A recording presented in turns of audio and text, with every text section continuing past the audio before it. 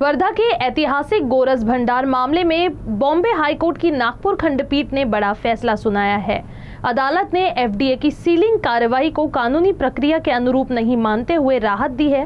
हालांकि कोर्ट ने यह भी स्पष्ट किया कि खाद्य सुरक्षा से जुड़े मानकों का पालन हर हाल में किया जाना चाहिए।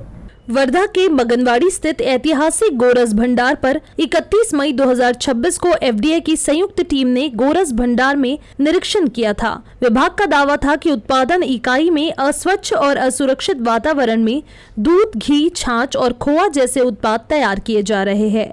जांच के दौरान विभिन्न उत्पादों के नमूने लिए गए। लगभग 26,29,000 रुपए का स्टॉक जब्त किया गया और इकाई को सील कर दिया गया था। एफडीए की कार्रवाई के विरोध में गोरस भंडार ने बॉम्बे हाईकोर्ट की नागपुर खंडपीठ का दरवाजा खटखटाया था।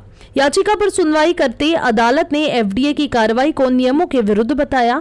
अदालत ने कहा कि संस्थान के खिलाफ आगे की कार्रवाई से पहले नियमानुसार कारण बताओ नोटिस जारी कर कानूनी प्रक्रिया का पालन किया जाना चाहिए। साथ ही एफडीए को लाइसेंस निलंबन के आदेश पर पुनः विचार करने के निर्देश दिए हैं।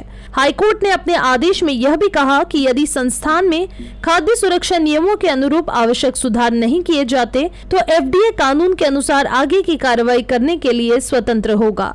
मान्य न्यायालयाने फक्त सदर प्रकरणी गोरस भांडार यांची याचिका मान्य केली असून निलंबन मागे घेऊन त्याऐवजी सदर पेढी सुधारणा नोटीस देण्याचे निर्देश देण्यात आलेले आहे व सदर पेढीने सदर सुधारणा नोटीसच्या अनुषंगाने त्यामधील नमूद त्रुटींची पूर्तता विहित कालावधीत म्हणजे 14 दिवसाच्या आत जर केली नाही तर त्या अनुषंगाने त्याच्यावर अन्न सुरक्षा मान्यता कायद्याअंतर्गत पुढील कारवाई जसे की परवाना निलंबन किंवा रद्द या प्रकारची कारवाई घेण्यात येणार आहे।